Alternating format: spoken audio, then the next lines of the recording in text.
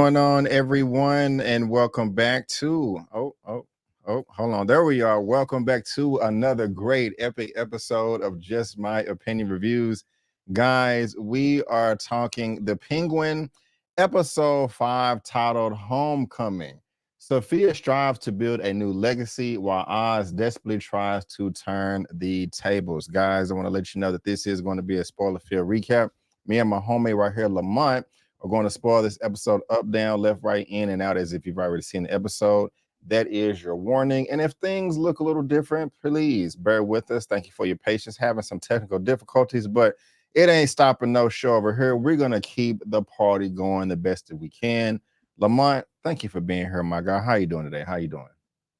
I'm hanging in there, my brother. I'm holding tough. I'm very happy to be here. Glad that you felt that I was honorable enough to run point on this show with you. And it's just a blessing every time I can get up here and do it with you, even when I'm in pain. Yes, yes. And thank you for helping me out while you're in pain.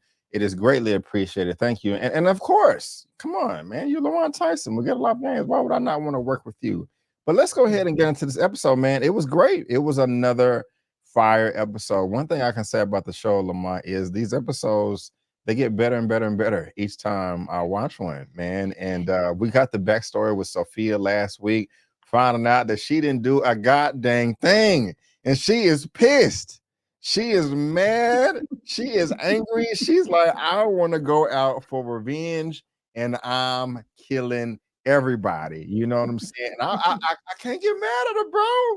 I cannot get mad at her. I mean, there are not too many scenarios to where you can justify killing your whole family. But she is 100% justified in doing this, bro. Towards the end of the episode, she said, F it, man. I'm the one that gassed the family. You know what I'm saying? F the Falcons. We starting something new over here. So off top, man, I loved it. Of course, we're going to get into the details, but what are your general impressions of episode 5, Homecoming, for this fire-ass show on HBO Max Penguin? Where you at, sir? Where you at? So far, you've heard me each and every week I get up here say that every episode has been better than the previous episode. Well, this is going to be the first week you're not going to hear me say that. And that is because I am still on the high of everything that happened with Sophie. At this point, her character is delivering such a performance. This shouldn't even be named Penguin. It should be named The Sophie Show. And this episode we're reviewing, it gave us sprinkles of her on the screen, but it was more of what was going on with Penguin, the backlash, him having to worry about what Sophie is going to do, and Sophie's new plan that she's hatching with Dr. Rush in the panty draws. Overall, I really loved the episode. It just wasn't as good as number 4, but the continuation of what Sophie is doing, I just couldn't take my eyes off the screen anytime she's there. I'm with B. Avery. If there's ever a justification yes, for doing evil behaviors. Yeah. And one thing that she didn't do that would have made her next level evil, she at least saved the little girl. Oh yeah. She could have killed Carla's daughter, but she didn't go that evil. She saved the little girl. So she is completely justified. Yeah, that would have been diabolical, man, if she would have killed the little girl. Yeah. I mean, the little girl is completely innocent, you know. But everybody else, no. What tickled me out of this episode was the aftermath, where they had everything is on the news. They got all the coverage out there on the front line. You had the police chief come all the way down, trying to investigate because he knows something is awry. Yeah. He knows he know this wasn't just no accident. Yeah. That there is a corporate that is guilty for all these bodies. You know what I'm saying? There's a mole, baby. There's a mole. He wasn't believing nothing she had to say with his big thick ass mustache, and she tried to act and it's like, oh, we slept in the greenhouse, and that's when I came outside this morning and saw all the bodies. Oh my God. He ever heard like, ma'am, get the hell out of here. I know you did it. I can't prove it right now. And she tried to bully him like, what are you doing all the way out here? First of all, it didn't make no sense to me to why she was questioning why he would be there. He's the police chief. Maybe you can help me out with that, but why would he not investigate crimes?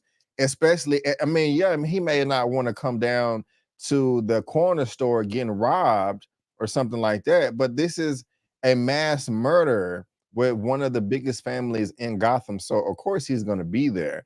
And she tried to, like, you're coming down here to throw the murders in my face. He's like, you could barely understand what he was saying is, I'm doing my due diligence over here. If something changes, let me know. But what you think about the police chief, man? Because I liked him. I got a nice kick out of him because he was not going for the BS or the foolishness. His voice got on my nerves, and it's supposed to be Commissioner Gordon. That's a good question. I can try to look it up. No, because Commissioner Gordon is a commissioner, not a police chief. Right. So no, that's not Commissioner Gordon. So I'll take that back. I think that oftentimes when you have these type of high level crimes with crime bosses, most of the time the police chief himself doesn't get involved no more than handling the PR fire. Oh, okay. And so I think that he went down there to let her know, for number one, that family is one of the top major crime families in the area, in Gotham. Mm-hmm. So he wanted to go see the damage for himself, probably to make sure that everybody really and truly is dead, and try to understand who would have the cojones to kill that whole family. But once he got there, Sophie did what guilty people do. Instead of answering questions, they start throwing questions back at you. Well, why are you down here? You usually stay on the other side of Crown Point. Why are you really here? And I think she has some legitimate questions, because to this day, we don't know how many people was paid on the payroll for her father. And for all we know, police chief could have been one of those folks. This is true. And good point raising up, about Gordon and, police chief and the commissioner and their level of involvement depending on the crime, et cetera, and their jurisdiction within their jurisdiction. So y'all let us know what y'all think. But I got a nice kick out of the police chief. And while they're reporting the news, there's so much questions going on. Like, okay, where's Johnny Viti? Where is he at? We still have not found his body. That is one character that Sophie did leave alive. And this dude here is look like he just got done shooting a porn set on some BDSM with the thing all in his mouth tied up, Yeah, she got him hemmed up pretty serious, man, down there. Was it water that she poured on him? Because I know she said it was cold down there. And was it just water or was it some other chemical? No, it was cold water. Okay. You can what is the correct medical term when you lose fluid so rapidly? Hypothermia or whatever it is, hypo something like that. Yeah. If you add water to the body, you make that pain worse. It feels like things is prickling your body. And I was here, B. Avery, because all I wanted to know was what was she going to do to Johnny Viti from last episode to this episode, because I knew she didn't care for him. I knew she was going to hurt him somehow, some way. And so I really wanted to know, why did she spare him? And in that exchange, we found out why she spared him. Right. This is true. Yeah, I was getting frustrated with him too, because I like his character. He's kind of funny to me because, he met his demise in this episode towards the end, which we're going to talk about. But I was shocked. He always talking shit. But even prior to that, I'm like, bro, why are you just being so defiant? Like, she has you by the balls, man. Like, I understand you may not want to kiss her ass. Like, okay, Miss Sofia, I'll do whatever you say. But I just, if I'm in a position like this where I'm tied up and I'm at their mercy, I'm just not gonna be talking trash. I'm just. Go ahead. When this in this scene that you're describing, was you thinking Johnny Viti was gonna make it more episodes? What was your feeling about his lifespan in this scene where she was torturing him to get the codes to get the money? What do you mean? Is it like? What do you mean? Exactly. Did you think he was going to survive beyond this episode? Did you think she was going to actually have him as like a right hand to her left hand, her left hand in the show? What did you think was going to happen with Johnny Viti? I thought what was going to happen with him is exactly what happened at the end of the episode, to where she uses him to help elevate her amongst everybody else, because it was smart what she did with the cash.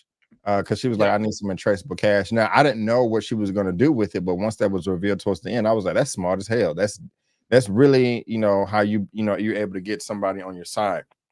But we can go ahead and skip towards the end, If you want to, Yeah. well, actually, no. Before that, I did like the fact that her mother, that her father killed, to where she went to Arkham for no reason. He said that that was her cousin. Yeah, that was his cousin, and he really did love her, and that she was going to leave the daddy, and had a car waiting down the street, but she never showed up. Talked about how beautiful she was.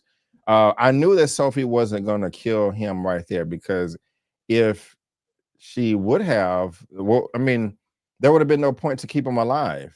She could have just killed him with everybody else. And so I was like, yeah, she's just going to use him as a pawn right now to get what she needs to get, to rise in power, to get money, to get this, to get that. Because at the time, no one had a valid reason for listening to her. 'Cause, I mean, she's 150 pounds. She's not a physical threat. She doesn't have any muscle, to back her up. So she needed Johnny in that scene, and she did at the end. And I liked it. Did that answer your question? Yeah, yeah. I have a question for you. She shot his ass at the end, blew his head off. Now that is genius move, to gain power, because it lets everybody know that, I mean, she's a woman, but she does have kahunas, or however you want to say it. And all those henchmen down there, that cannon fodder, the word that she used, they just employees looking for a job, looking for somebody that can pay them. And she dumping all that money out on the table, was perfect. She didn't work for that. That was just money sitting to the side that was collecting dust. So she was like, here, I gassed the family. No, none of the Falcons is left. My mama was a Gigante before she was married. We're gonna take over that name. We're gonna end this war. Y'all need some money. Okay, there's nobody else to follow. The only person left to follow was Johnny Viti. And you just heard him give me the respect.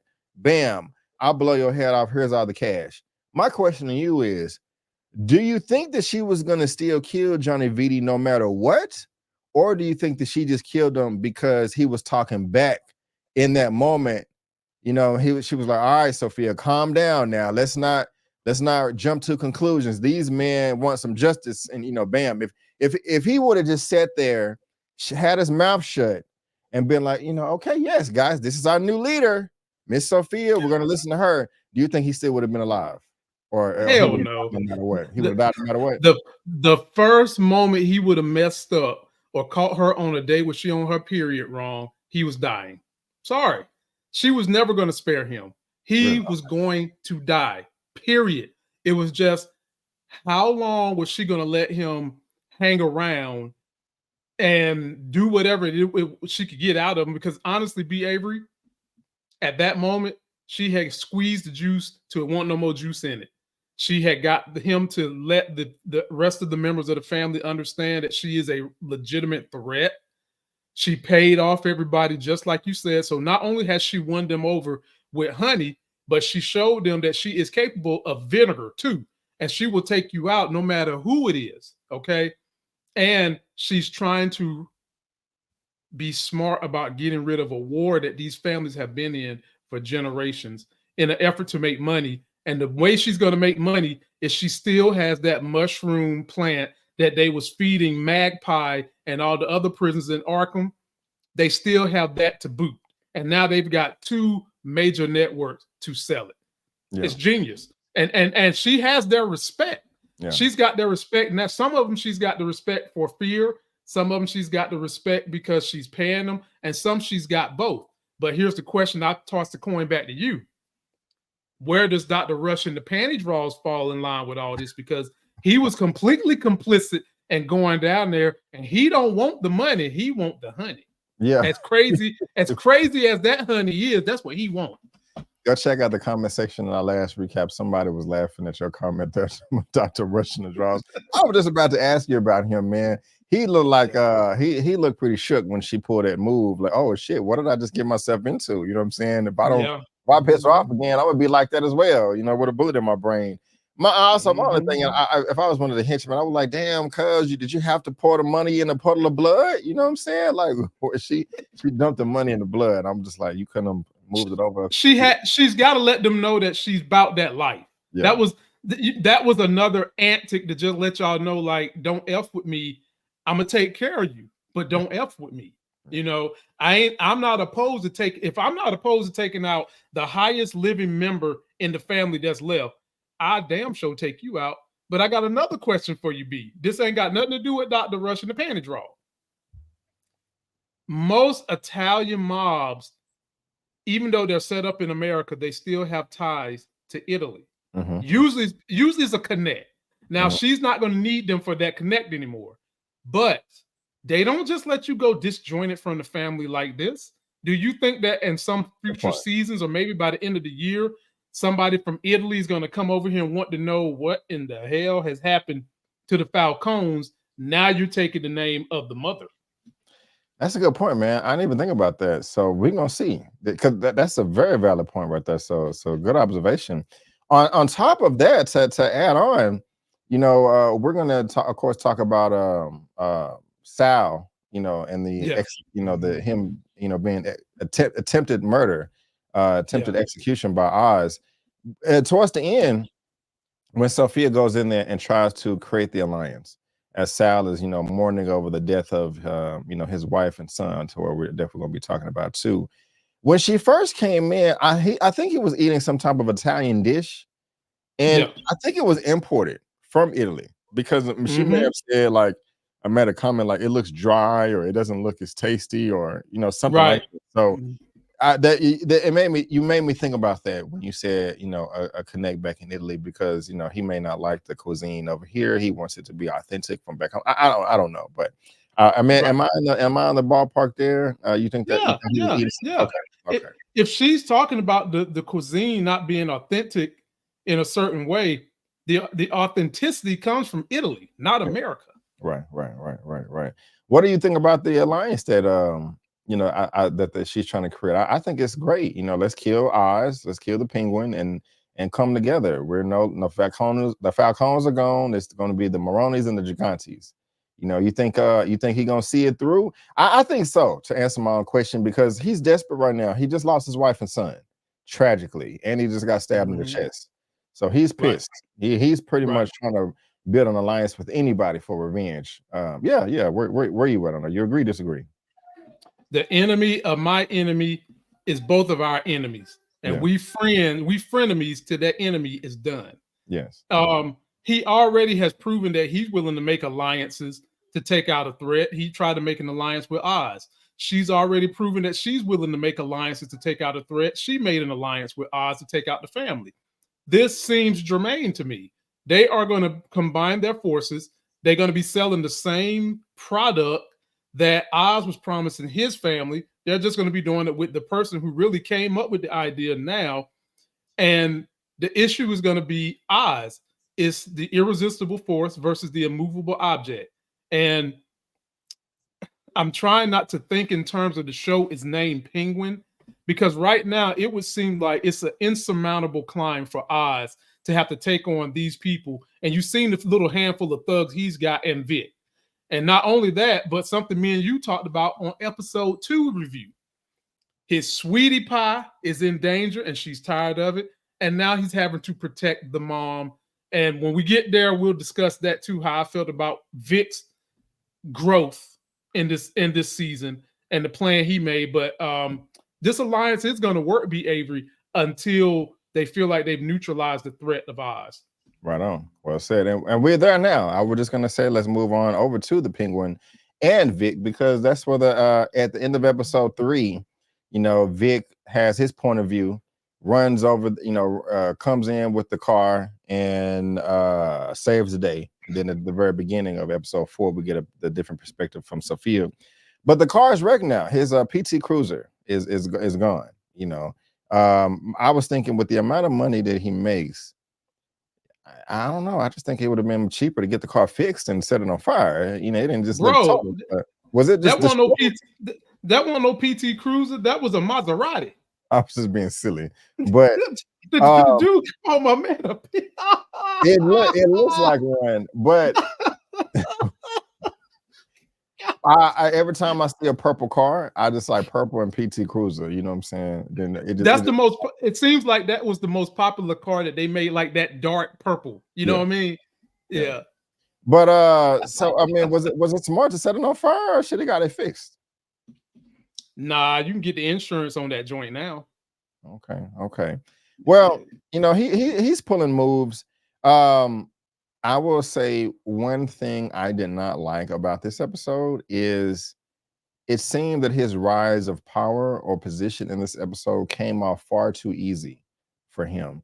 Like all of a sudden, you just have enough nuts to go and kick in doors and blast everybody in the tattoo shop of the Maronis and kidnap the son. That's crazy. But when I forgot the lady's name, Sal's wife that died. Um, when they was We'll, in we'll we'll just call her Deep Voice Saul. Deep Voice Sal. Okay, Deep Voice Saul. When they was in prison, she herself was like, "There's a code, man. My son is not a pawn. You don't. There's just things that you do and that you don't do." And I was laughing when Sal got up and like, "Hey," he was like, "Hey, Sal, put your dick away. Don't you forget who I got right here." I was laughing about that, but um, I just kind of felt that was too easy. Also, you know, he set the body on fire. You know, and I think the plan was kind of stupid on Sal's wife too, Miss Deep Voice. I think if she was gonna, you know, betray him and not honor the deal, I think she should have just had more men there, you know, up top. But them going in there in the tattoo parlor, killing everybody, kidnapping the son. You know, Vic was in the back, you know, on the lookout, and you know, punched him in the face. You know, I liked all that, but when they was making the exchange, man, at the warehouse, you know, if I don't know if you noticed, but Penguin had on gloves. You know, I don't know if he Yeah. was soaked in gasoline or some other type of flammable liquid, and that's why his mouth was taped up so he couldn't be like, "Mom, get away! I'm soaked in flammable, you know, fluids or whatever." But he took off the glove, and you know, he set him on fire, and that was just cold blooded. But at the same time, like the Penguin is not athletic at all. You know, I just don't imagine that his senses are just like this to where he can just turn on a dime and shoot somebody that's trying to get the drop on him. You know, and so I just kind of feel like, I mean, they executed the Wait a dude. minute. Be Avery. Are you trying to say that Penguin is not Master Splinter? That's what No, you're trying to say? he's not Master Splinter at all. So that's the only thing I did not like, bro. I just kind of thought that I don't mind that he came out on top. It's just the execution could have been ironed out a little bit more for me. Where are you at on that whole thing, man? I know I just threw a lot at you. 2 scenes, really. But actually 3, 2.5, whatever. But where are you at on all that, man? You agree, disagree, somewhere in the middle? Where are you at? I I agree with most of it. The drama that played out with Penguin and him being very athletic with that shoulder lean thing he's got going on, it didn't bother me so much because in my mind, I knew that exchange was going to be a shit show. I knew it. Like it was just how was it going to play out? Just exactly how was it going to play out? And when Oz went there to make the deal with the Maronis for the son, I'm thinking to myself, do y'all really think that there's honor among thieves and criminals? Like the Italian mobs and the mobs love to talk this. If you a made man, don't come for my people. But when you really break down the history of what they did, those was always the most vulnerable people. And so this son that is out here on social media, getting tattoos, getting haircuts, and all, it was his dumb fault and the family's dumb fault to not tell him to keep cover. And so when that happened, I knew automatically that whatever exchange they was going to try to do was not going to work out.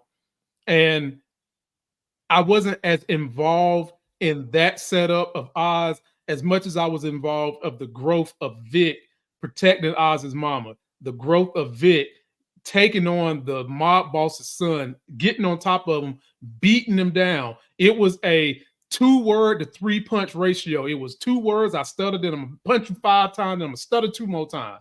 I enjoyed that about Vic. And so the thing that drew me in the most for entertainment was really watching how Vic was able to come through all this more so than the story that was going on with Oz basically trying to rebrand himself. Yeah. Yeah, he did a pretty decent job. I'm glad that he didn't shoot the penguin eyes towards the end when he was asleep outside on the couch.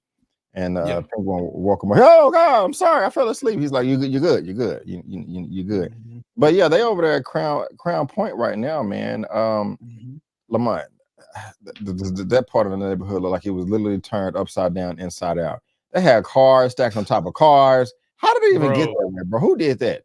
Huh? Who did Bang bro. come through and flip some cars and leave? Like, my God, that So was a fucking zoo, it's a freaking zoo. I, I'm gonna tell you what that reminds me of. This You are close to my age, but not as old as I am. Do you remember Hurricane Katrina and New Orleans, Of and course. how all that water it dumped over cars like that? So when the images was coming in, I was thinking whoever set this up must have knew something about the flood that hit New Orleans, because a lot of the respiratory therapists that was working with me at the hospital went down there and volunteered and was showing us pictures and showing us just what it looked like. So that's what it made me think. Okay, okay. That was horrible, man. But you said that you like Vic, and he was looking out for the mom, doing a pretty good job. Mhm. Do you like the mom as well? Go ahead, go ahead. Me and my wife, when we watch shows like this, we tend to have an affinity for the mothers, even if they're bull job moms. So think Power Tommy's Yeah, mama, we like her. Think The Good Wife, we like the mothers on those shows. We're actually, ladies and gentlemen, we're watching the new Matlock show, and we like that mom. So right now we like the mom because it seems like she's the only person that Oz will listen to respectfully and actually act on her behavior for the most part. Not everything, but for the most part. And so we like the mom, but we are fearful that at some point in time that mom is still going to become a pawn for death. yeah. Oh, definitely. Does she have dementia or Alzheimer's or both? You think? Because when Vic came through, she thought that he was Oz, and he was like, "Oh, no, I'm the other person." Seems like that Both always sad to me. both both disorders, she's displaying what both disorders can do, but I'm not 100% sure which one they're trying for us to go with. Now they put clues in there to try to differentiate it, things like the curtains and the way she sets stuff up. I'm still not sure which one they're trying to say she has. Right on, right on. Yeah, Oz came through and tried to cuddle with her, man, and she was like, "Get off of me. You can't even protect your mother." I look. We don't know the whole backstory, but I don't like it when parents try to guilt trip their children, as far as you didn't do this, you didn't do that. Um, I mean, I could be Do you wrong. feel do you feel the same way when children do it to the parents? No, I don't. Okay. When children guilt trip parents, I mean, it just Yeah. depends. I mean, if you're just like, okay, hey, you didn't buy me a pony when I was 16 years old, I mean, that's ridiculous. But no, I mean, if the parents did not do their job, then no, I don't. Because my thing is this, you don't have to be perfect as a parent, but you have to be present. You know, Mhm. um, Even I mean, you look. In my opinion, as a male, you need to be able to provide and put a roof over the heads and food on the table and clothes in the back. Bare Right. minimum, that's paramount. You know what I'm saying? But you don't have to be Mhm. rich to do that. You don't have to have a lot of money to do that. You can do that bare minimum and show a whole ton of love, and that can suffice. You know. Mhm. So no, I really don't. But at the same time, I think at some point all children do need to forgive their parents. To some degree, they're doing their best, and no one asked to be here anyway. We're all brought Mhm. into this world unwillingly, everybody in existence. So, but yeah, y'all let us know what y'all think about that. I know you feel that the mom is going to end up dead. Is this? Well, no, that's one take Big Dog to be saying that. Shout out to him. We got to get him in here sometime. But do you think the Definitely. mom is going to make it to the end, or she gonna, Sophia gonna cut her throat out? B. Avery, me and you have been saying that the mama and the girlfriend, somebody's not making it off this season. Hmm. It's it's just a matter of which one. I still can't tell which one the fans feel the most enthralled with. I think that the one that is the most important to Oz is the mom. Of course. And if I have to go after one or the other one, I would go for the mama first. Yeah. But then if you go for the mama first, you're not leaving a warning shot, because the mama might be the thing to push him over the edge and really just come out just doing anything. He might try to burn the whole city down versus Riddler flooding the whole city. So I would say if I had to pick one to go this year, it would be the girlfriend, because she would be a warning shot to Oz that he need to get his stuff together. Yeah. And if not, we coming for that mama next, and we're going to be prepared for the smoke. Right on, right on. I like it. When they was pulling up at Crown Point, I forgot the white guy's name that controls all the routes of the streets that was smoking the cigarette. He caught Vic and the mom going in there at one time. Do you think he's going to be some trouble and stir up some mess, or how you think? Oh You think yeah. Vic is gonna kill him? You think Vic gonna kill him? He's going to be another stepping stone to the rising star that is Vic, 100%. Right. Because right now Vic is a little nervous about that guy. Yeah, and we're seeing the maturation of Vic's character right before our eyes, and so that guy is going to be a stepping stone to Vic growing up. So definitely, and it makes me wonder about him when it comes time when he finds out who Oz is and Vic is rolling with him. He might decide to capitulate and work with them, or would he go ahead and try to work with Sophie or the Maronis? yeah. We're gonna see, man. We're gonna see. I was also kind of tickled when Oz is nervous. He tried to get Sal murdered. It didn't work. Mm-hmm. Sal called him and was like, "Hey, motherfucker, you're an amateur. You know what I'm saying? There ain't nowhere that you can hide that I can't come find you, Mr. Clancy Brown." I like Clancy Brown as an actor. He's spitting and snot coming all out of his nose. "I'm gonna find you." And Oz on the phone, just nervous, like, "Oh crap. You're not dead." I'm talking to Mikey. Tell me something good. The mushroom drugs went bad. We only got 2 buckets. I'm desperate. He got Sal on the phone talking trash. He's like, "Oh crap!" And then he hit him with the zinger door. He was like, "Oh, okay. Well, call your wife. See if she answers." I was like, "Damn." Yeah. I was like, yeah. "That's Yeah. She didn't answer the phone. She's burnt to a crisp, man." Yeah, man. She's like rotisserie chicken. Yeah. Boston Market. Yeah. Man. I felt sorry for him when he was looking at that picture, man.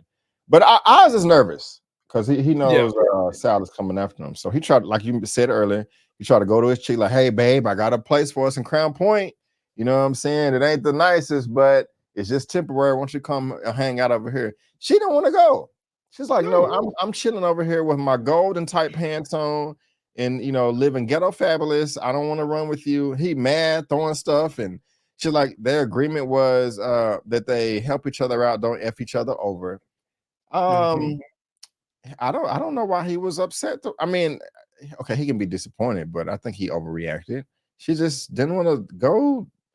It's not hurting him that she didn't want to leave. She just wanted to stay in her own crib. He just wanted to. Where you at? Where you at? I think that was just to show how much he really cares about her. I got you. And he wants to take care of her, but what he's not realizing is he can't take care of her because his actions contradict that. Yeah. And she's the type of woman that feels like, I don't have to be protected by a man. I can protect myself. Mm-hmm. But he knows the people he's dealing with, and no, you can't protect yourself with the people I'm dealing with because I know them. She doesn't know them, but she's willing to take the risk to keep the standard of life she currently has. And I think more so of his anger was just to show us how much he really cares about her. And the choice is going to have to be made, Avery. Is he picking her or the mama? And I think we know who he's going to pick.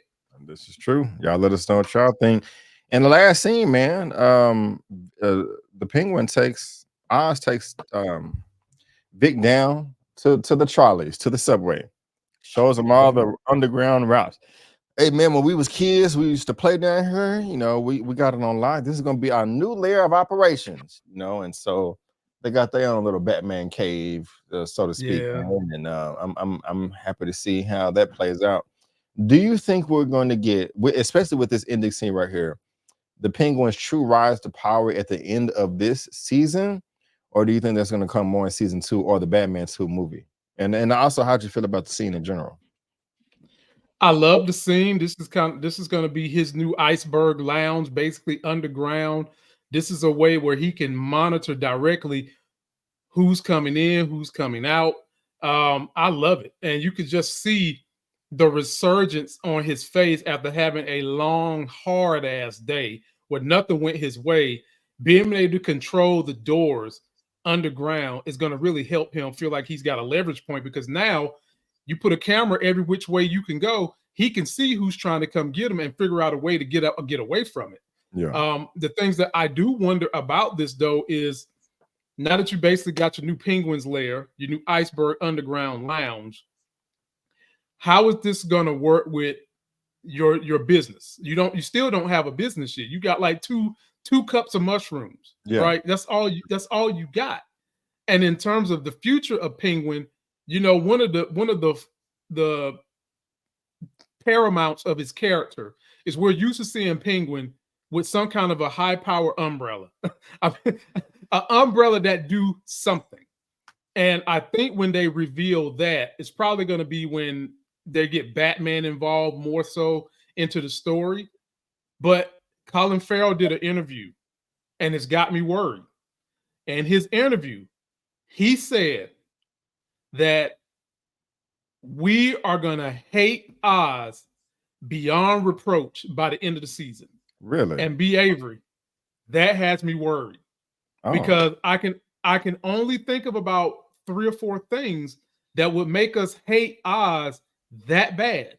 And what do you think I'm thinking with one of those things? One of the things that would make me hate Vic is hate the Penguin is if he kills Vic. That's one thing. Yep, same thing. Okay. That's the number one thing. For me, that is the number one thing that he could do that would make us all hate him. Because at this point, I think it's safe to say, B. Avery, Sophie has stolen the show. And most everybody is so invested in her character winning, we don't really care that much about Penguin. That's why I'm like, they should have named this DC Presents Sophie in part with Penguin, a Penguin story with Sofia, something like that. But I'm worried about what's going to happen over the next 3 episodes, to answer your question.